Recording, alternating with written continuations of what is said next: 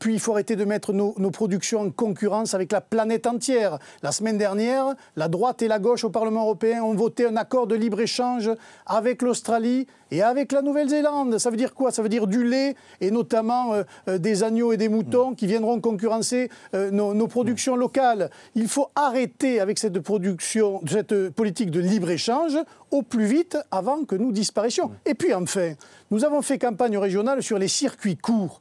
Nous avons des producteurs locaux qui produisent de la qualité, mais qu'ils distribuent ces productions directement, soit au consommateur local, soit aux collectivités territoriales. Oui, mais il faut le généraliser. Et en ce qui concerne les grandes surfaces, eh bien, il faut, je pense, leur tordre le cou petit à petit. Et moi, je suis presque favorable à étiqueter le prix où ils achètent les productions en France et le prix où ils le vendent. Que faut-il faire de cette loi travail selon vous? Écoutez, vous voyez bien que ce gouvernement, c'est un gouvernement de farce et attrape aujourd'hui, d'attrape couillon surtout. D'abord, elle ne s'adresse qu'aux grandes entreprises, elle ne règle pas le problème des TPE, des artisans, des commerçants. Il faut des représentations syndicales. Or, les représentations syndicales ne sont pas dans toutes les entreprises. Et le principal employeur aujourd'hui dans notre pays, ce sont les petites entreprises, les commerçants, les artisans. Il faut s'adresser à eux en priorité.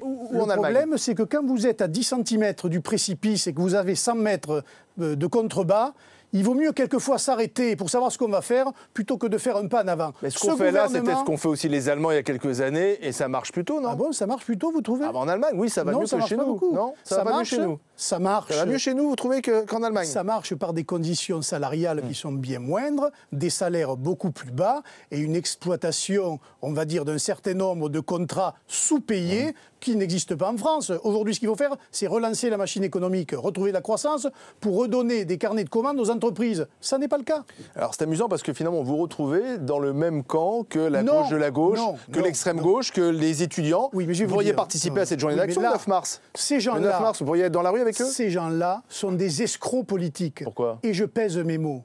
Car systématiquement, ils sont contre les projets que proposent les socialistes et le gouvernement dans pratiquement toutes les situations, mais systématiquement, ils appellent à voter pour les socialistes à toutes les élections. C'est eux qui ont mis François Hollande au pouvoir. C'est eux qui soutiennent le gouvernement Valls aujourd'hui. C'est eux qui soutiennent les majorités dans les conseils régionaux, dans les mairies, dans les conseils départementaux.